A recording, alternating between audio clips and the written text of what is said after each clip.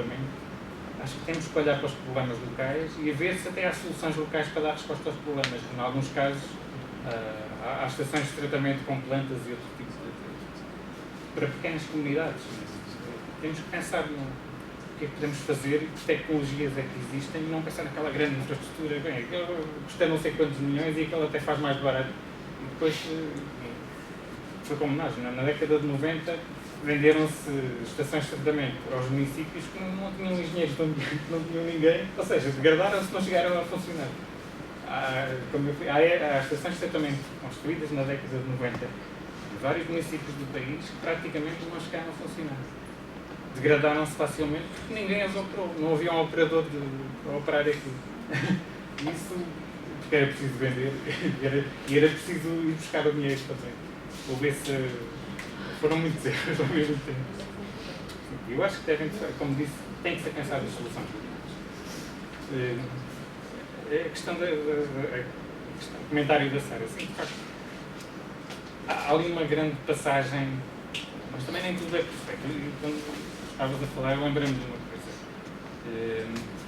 Na minha pequena cidade, ainda vamos à nascente, temos fontes públicas, ainda consumimos a água da fonte pública, mas tenho uma preocupação, deixou-se com uma vez que se universalizou o serviço doméstico, a água na torneira de casa, deixamos, e é a questão da economização dos problemas, mas neste caso também das soluções, deixamos de cuidar em muitos casos das fontes públicas, que são essenciais em caso de catástrofe, no sismo ou noutra situação. Se uma cidade fica sem água no abastecimento público, ou iria acontecer um episódio, por volta de 2003, em que a nascente montante, e até vai um pouco de encontro com a professora Livramento do referido, há uma nascente montante da cidade que foi contaminada por uma indústria e a cidade teve mais de uma semana sem água. O que é curioso é que depois o processo avançou, mas pensaram-se em soluções, não em todos excluir o rio, pensou-se de onde é que vamos buscar água e pensaram em ir buscar água a um outro local chamado Mata do Urso, num outro município. Investiram noutro sistema e não investiram na despoluição que podia ser mais barata. As prioridades são, por vezes, não fazem sentido para quem está do outro lado. É mais fácil, até porque o transporte da água depois do município para o outro não é fácil. Quando temos água logo ali à mão que podia ser despoluída, e naquele caso a Montante de Leiria já não tem assim tantas empresas, já é uma área de serviços, era preferível, na minha perspectiva, penso despoluir aquele bocadinho e ter água ali, mesmo relativamente às fontes. Deixou-se fazer análises de questões de saúde pública, nós fazemos monitoramento, ou faríamos fazer na água da torneira pública, da fonte pública, em alguns municípios ainda é feito, de facto. Isso é uma responsabilidade dos municípios, nem é dos municípios, é dos centros de saúde. Há uma figura, não, do delegado de saúde, há uma figura ligada à saúde pública, creio que chamam engenheiro sanitarista, não? Uma das competências é fazer as análises da água na região, e isso deixa por questões aparentemente financeiras, mas nem sempre financeiras, por opções políticas, deixou de ser feito. Isso é importantíssimo. A água da torneira é importante, mas a água pública, digamos, em contextos mais pequenos, e mesmo na cidade de Lisboa, chegou a ver alguns fontanários públicos, é importante para acudir a outras situações e mesmo para as pessoas viverem a água. Também é importante não só haver a cultura dos recursos da água a jorrar por todo o lado, mas haver sobretudo uma cultura da água, mas água para lá nas Pedras Salgadas, em que essa água é gasificada, naturalmente gasificada, está lá uma senhora a servir copos de água. De facto, é um gosto, e há provas de água e em outros locais. Tem que haver um pouco também cultura da água. A cultura da água no sentido de como consumidores, como humanos. Não é só a cultura da água fora de prazer pela água. Nem sei como chamar, acho que falta um pouco isso. Isso é uma questão de cidadania também, não é só uma questão, não pensamos que as questões são todas culpa da administração pública. Não vamos dizer que a administração pública não fez isto, não fez aquilo. Mas também tem que haver uma cultura de cidadania para tudo isto. É óbvio que a administração pública tem culpas na capacitação ou não dos cidadãos, no investimento depois que fazem em educação das áreas. Falei nos tribunais, mas tem a questão da educação ambiental, com a crise ou antes da crise, praticamente desapareceu em Portugal. Há um conjunto de questões que são transversais a todo este processo. Mais 3 perguntas. Lidiane, quem mais? Gente. Você, quem mais? E você aqui, então. Lidiane, depois vocês dois se apresentam, não se conhece. Bom dia, eu sou aluna da pós-graduação do Instituto Antônio Regional de Departamento, meu nome é Lidiane. E eu queria, diante da pergunta da questionamento da Comissão do Livramento em relação às metas, você falou um pouco que há muitos recursos que são destinados a um investimento financeiro que deveria ser atingida a meta ou, digamos assim, completar o patrimônio 100%. Diante disso, o que a Sara falou, né, com relação à água, com relação à diretiva, eu queria perguntar para você, objetivamente, diante dos fatores que você falou, técnicos, sociais, tecnológicos, tem algum fator que é decisivo para esse sucesso? Por exemplo, fator institucional ou político, tem algum fator que seja mais decisivo? Bom dia, meu nome é Renan, eu sou curso de Direito. Aqui da casa? Não, eu sou da UEM. E eu gostaria de saber o seguinte, você falou muito desse conflito entre essa sociedade europeísta moderna e a sociedade tradicional rural. E eu percebi pelo slide que predominavam muito essas práticas fisiológicas e clientelistas. Essas práticas, elas impedem a efetiva construção de uma política ambiental direcionada a essas metas certas. E outra coisa, você falou muito dessa questão da bacia hidrográfica do Rio Ris, e qual foi o papel dos movimentos sociais, o Greenpeace, o WWF, para a cobrança das autoridades com relação a esse problema? E já começou o curso de Direito, e a gente preza muito a questão da norma em si.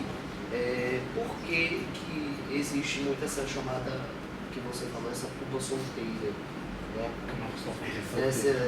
Essa impunidade? Por que a justiça, com relação aos casos ambientais, não funciona tanto? Até porque aqui no Brasil, você sabe como é, a questão dos crimes ambientais é uma questão muito polêmica ainda. E o Estado, ele, assim como o Estado português, ele não tem um direcionamento de resolver, ele é incompetente em resolver essas questões de conflito ambiental. Por quê? Porque ataca interesses extremamente poderosos e ataca interesses de grandes multinacionais, de grandes empresas que acham que o chamado não dá para você conciliar o desenvolvimento econômico e social com o desenvolvimento sustentável. Então, deveria ser totalmente conciliado. Colega. Isaac, sou aluno do PRODEM aqui no Mestrado de Desenvolvimento do Meio Ambiente. Eu gostaria de saber se, na sua opinião, essa dificuldade que eu coloquei esse sucesso, ele foi conjuntural nesse caso específico, ou ele é conjuntural em qualquer outro caso que aconteça em Portugal? Porque, apesar de tudo, o seu trabalho ele não deixa de ser um estudo de caso, né, que se liga a um tempo e um espaço específico, em uma situação específica. Mas se você for analisar circunstancialmente, hoje em dia, né, no 2015, como acontece em Portugal, se isso é diferente, se isso mudou uma coisa para melhor ou para pior.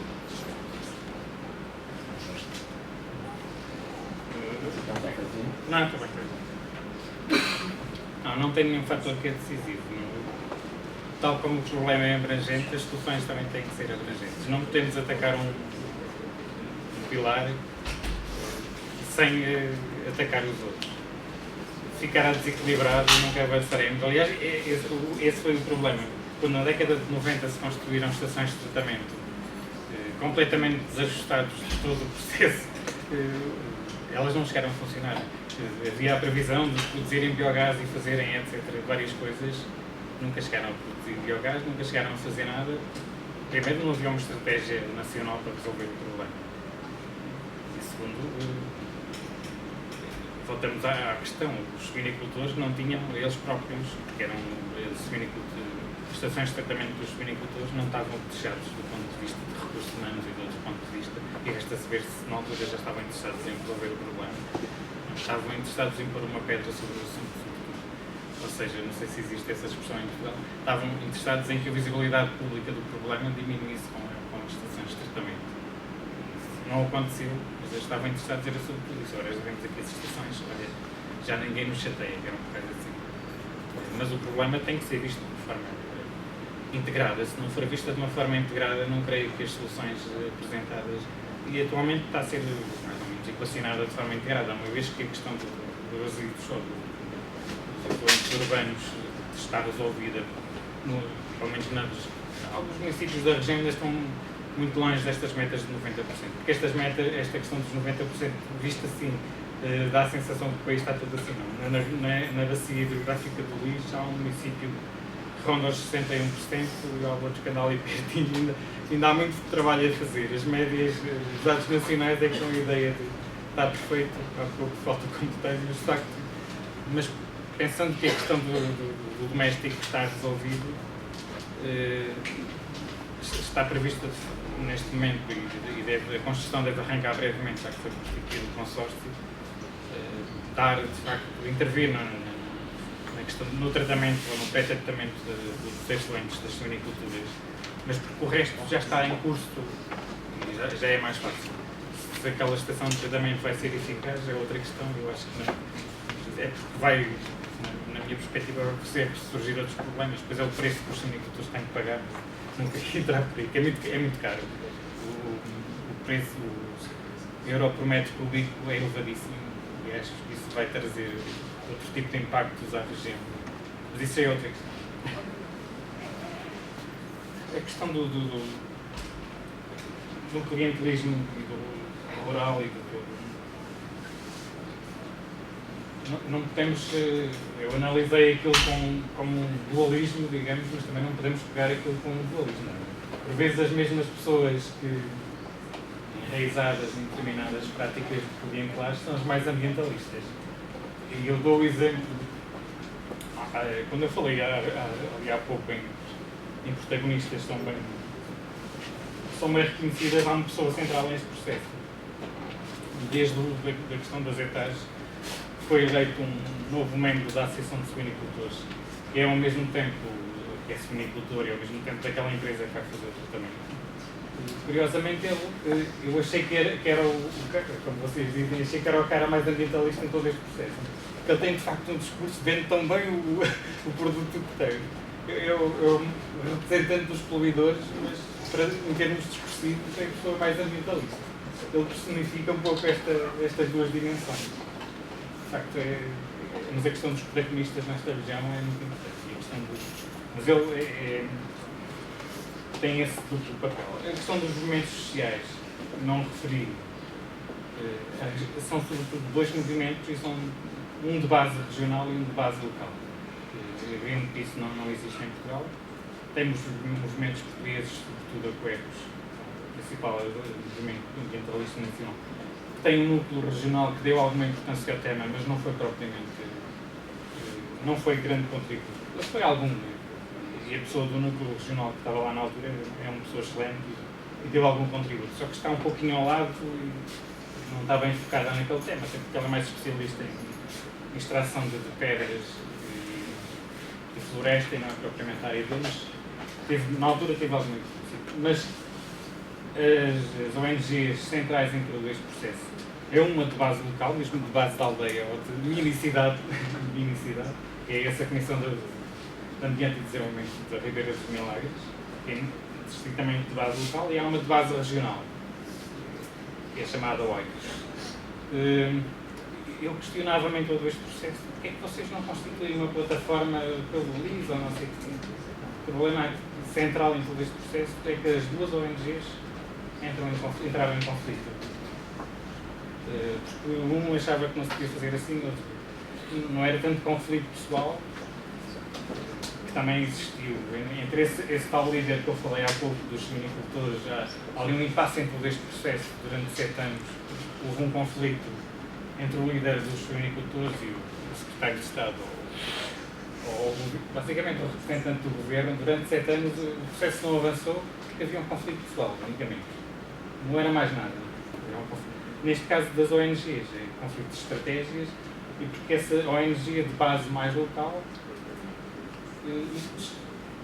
é encarada como pela outra ONG como tendo invadido um território que pertencimento era dela.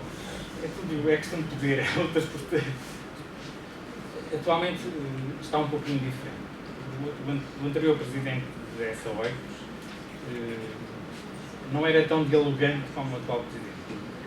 O atual presidente, que é meu amigo, Mário Oliveira, tem uma postura de fazer chamar todas as pessoas e tenho esperança que o processo funcione. Mas começa logo pela denúncia pública. A OICOS não gosta desse tipo de atuação. Há ali muita fricção, muito antagonismo. A questão da justiça e do ambiente. Há um problema central que eu não referi em todo este processo, é que a própria justiça, os juízes que vão decidir, não têm a formação de base em questões ambientais, nem sempre é melhor. Há de facto alguns cursos de aperfeiçoamento que ajudam a quem está interessado, basicamente. Mas falta também capacitação aos juízes e depois tudo depende da argumentação do advogado, que está mais. Normalmente são grandes escritórios de advogado. Os infratores têm maior capacidade de pagar a grandes escritórios de advogado, que são especialistas em todas as áreas. E é muito fácil, não digo para influenciar os juízes, assim tão diretamente, mas de alguma forma já que eles estão mais fechados também do ponto de vista conhecem melhor o problema também. Basicamente é isto. Relativamente à outra questão. Este de facto é um estudo de caso, mas não pode ser unicamente ser visto como estudo de caso, uma vez que faz ressaltar vários aspectos da sociedade portuguesa e não é assim um estudo de caso tão isolado quanto isso. Por um lado, tem sido um levantamento começou bem lá atrás. E por outro lado, o envolvimento de vários atores mostra que na sociedade portuguesa ressaltam vários tópicos, diria. Esta questão do clientelismo não existe só neste setor, existe num conjunto de outros setores. Quer dizer, na questão urbana, já nem vou um conjunto de. A especificidade desta ramificação terá mais a ver com a sociedade rural, mas esta sociedade rural também se reproduz noutros contextos de maior proximidade. E depois a questão é um estudo de caso, não uma política específica, mas como eu referi, a água e o lixo e há outras políticas, há políticas de sucesso. Este é um estudo de caso como política de sucesso. Na área ambiental, acho que o esgoto e a contaminação de rios. Há mais um ou outro caso. São casos mais isolados. Como um grande estudo de caso na área ambiental, como estudo de insucesso, eu acho que o esgoto é o mais representativo. Isto terminou em 2012, a tese, mas, como eu referi no início, as políticas a partir até este momento o processo não mudou muito, continua tudo no mesmo. Sobretudo pelo maior desinvestimento do governo que entrou em funções em 2011 e por novamente mudança de estratégia, mudança de um conjunto de coisas. Começa logo pelos inventários nacionais, o saneamento básico. Basicamente, como houve fusão de vários institutos públicos, acabaram com isso e ninguém deu continuidade a esse processo. E não houve mais investimento também. Com a crise dos investimentos foi total. A nova estratégia que está a ser pensada em 2016, 2020, 2016, 2021 prevê maior investimento. Mas tivemos num período em que não vem mais dinheiro da União Europeia. São mais ou menos planos quinquenais e nós tínhamos botado todo o dinheiro ao setor, não havia mais dinheiro. Esperamos que neste novo período de financiamento venha mais dinheiro para o setor e venha a resolver, dar dinheiro para construir essa estação de tratamento, mas também para resolver esta falta de articulação entre a alta e a baixa que tem faltado para resolver outros pequenos problemas. Basicamente é isso. Mais 3 para a gente finalizar. Para o cafezinho, para o biscoitinho. Gente, mais algum último bloco de perguntas? Vamos lá. Gostaria? Você, quem mais?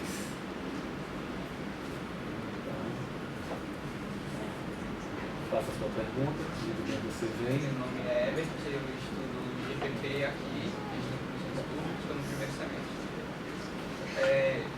O senhor falou que o ápice da preocupação lá no caso da suinocultura foi que o rio, a praia ficou poluída e ficou mal falada. Aqui em Natal, a gente tira água do subsolo, ou seja, é um problema invisível. Como chamar a atenção para uma coisa que as pessoas não veem? Posso responder?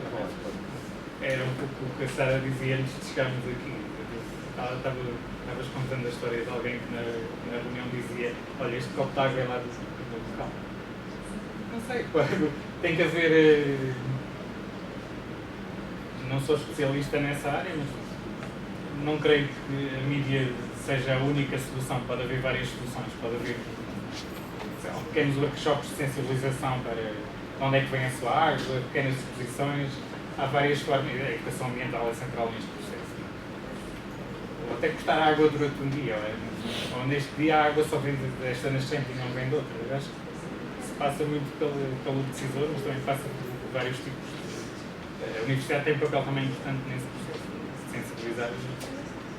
Não sei, tem que é uma questão de pensar. Mas pode. Com os governantes que dizem para tomar água de lá.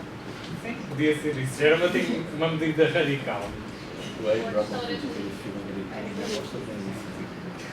Essa é uma medida mais radical, sim, mas pode haver outras medidas. Acho que uma exposição ajuda, mas também não resolve. A exposição é uma coisa morta, depois a pessoa sai e esquece. Mas tem de haver algo que fique consolidado em todo, como prática. A questão ambiental é uma questão, como você fala bem, é uma questão cultural. Você diz sociedade, é questão de cultura. Você não pode simplesmente, a princípio falou do pagador, fazendo comentário geral, até acho que é pior em Portugal, pelo que você apresenta aqui no Brasil, porque aqui nós já temos leis ambientais onde há realmente o pagamento pelos danos ambientais. Nós temos o princípio do pagador. Por mais das vezes são cumpridos aqui no Brasil. Enunciado pelo menos desde a final da década de 70. O problema não é o princípio. O problema é a aplicação do princípio. Até porque quem tem dinheiro paga e aqui eu não sei se é mito, se é verdade, mas diz que na Amazônia brasileira as pessoas estão tirando aqueles móveis, né, para fazer os móveis, e aí você paga ao governo e você fica com a mercadoria. Não sei se é mito ou é verdade, mas pelo menos eu escuto mais falar sobre isso. Então, sobretudo uma questão cultural.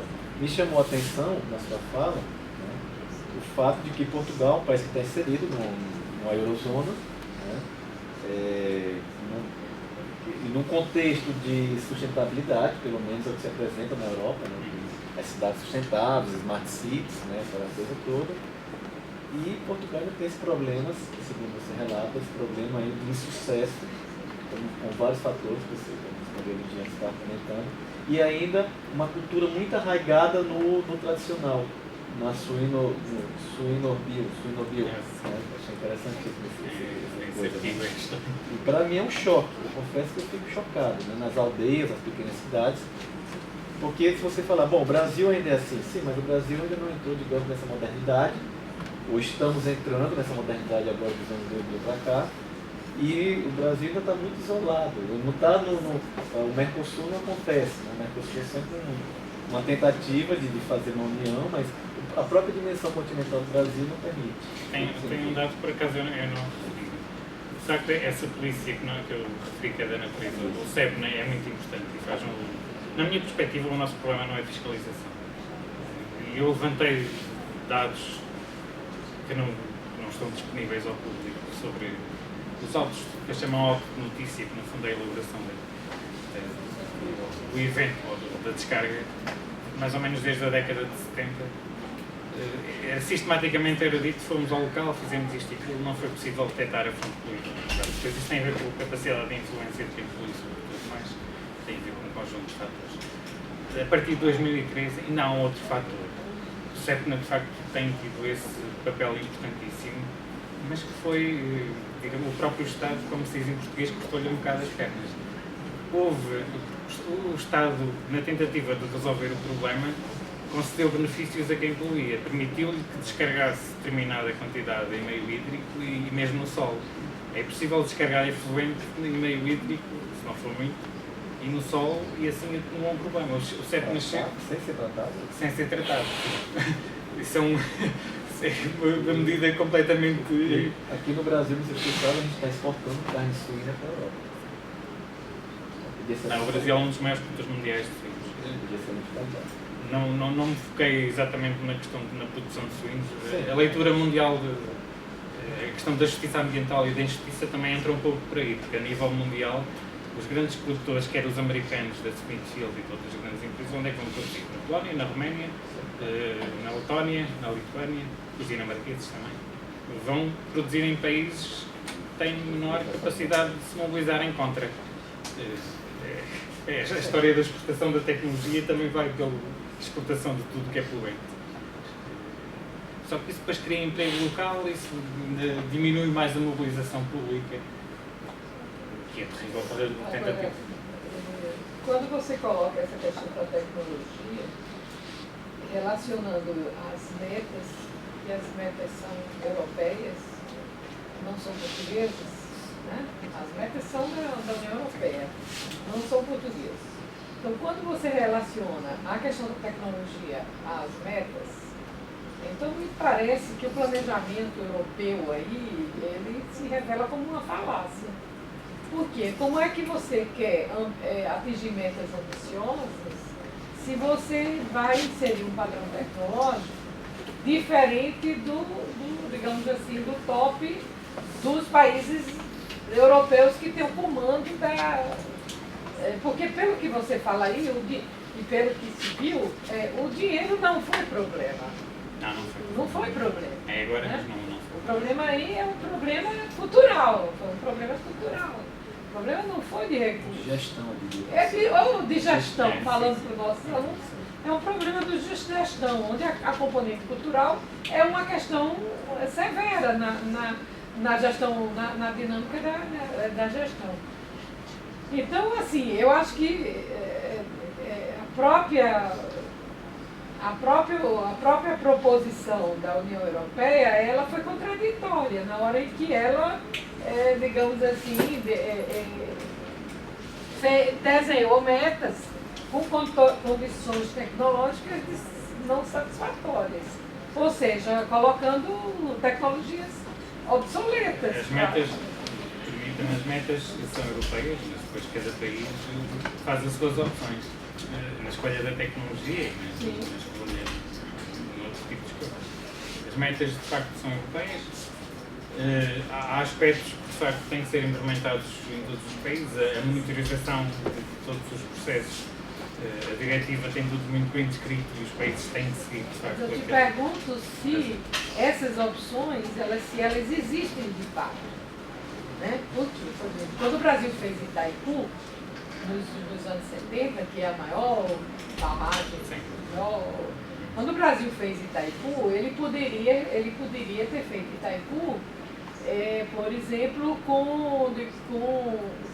ao invés de fazer Itaipu, poderia ter feito barragens menores que teriam um custo de transmissão de energia muito mais baixo. Né? E a opção de fazer Itaipu como ela é, gigante, foi exatamente porque acoplada à captação de recurso externo e estava um pacote tecnológico. Então você tudo bem, eu lhe empresto dinheiro para fazer Itaipu se você usar a tecnologia. A mesma coisa aconteceu com a tecnologia que o Brasil fez, as usinas nucleares com tecnologia alemã, quer dizer, todos os grandes projetos dos anos 70, do sonho dos militares, tinha essa propositura aí, porque não tinha recurso. No caso português, aí eu não é tão pergunto, no direto caso essa... de Portugal, era condicionante e via tecnologia junto? Digamos que não era tão direto. A política europeia define as metas, mas como o país não estava capacitado, quer em recursos humanos, quer em recursos empresariais, quer tecnológicos, sofremos de facto da influência de várias empresas e vamos procurar soluções. Como nós não conhecíamos, aceitámos a primeira, porque provavelmente não fomos estudar o problema, ou estudámos depois o problema. Mas era menos impositivo. Não, é menos impositivo. Não é a Comissão Europeia ou outra estrutura da União, que é basicamente o governo da Europa, que nos vai dizer vocês têm que optar por esta tecnologia. Vocês têm que atingir esta meta. Então foi por falta de opção. No caso de Portugal, Portugal não tinha o que colocar na mesa, acatou Acho que foi pressa e excedência. Pressa e excedência a vários interesses. Não diretamente os da Comissão, mas a outros interesses. Bem, gente, o papo tá legal, isso aqui a tarde toda comigo, trabalhando aqui o debate, eu gosto dessas coisas, mas infelizmente vai ter que encerrar por aqui, acho que as pessoas já estão com as barriguinhas sofrendo, porque aqui se almoça meio-dia, não às 2 da tarde. Eu também almoço meio-dia. Eu. Ah, sim. Então você também tá com a barriguinha. Tô. Bem, gente, eu agradeço demais a presença de vocês, como a Sara falou no começo, é uma sexta-feira de manhã todos vieram para cá e deram uma boa assistência. Quem assinou os documentos aí para receber o certificado sai do SIGA-A, a gente não sabe quando, porque enfim, está com probleminha de greve, mas vai sair do SIGA-A. Acompanhe aí, nós temos um grupo no Facebook chamado SEMAPA, S-E-M-A-P-A. Vocês podem entrar lá, pedir para se associar no grupo e podem também postar coisas relacionadas a problemas ambientais, a divulgação de documentos, informes, assim, acompanhar a gente, né? Tem também um canal do YouTube que os meninos fizeram. Novamente agradeço demais, espero que tenha sido produtivo essa manhã com a gente aqui, com o José. Agradeço Eu é que agradeço demais a você que veio aqui pra Foi gente. Um prazer estar aqui. Obrigado a todos e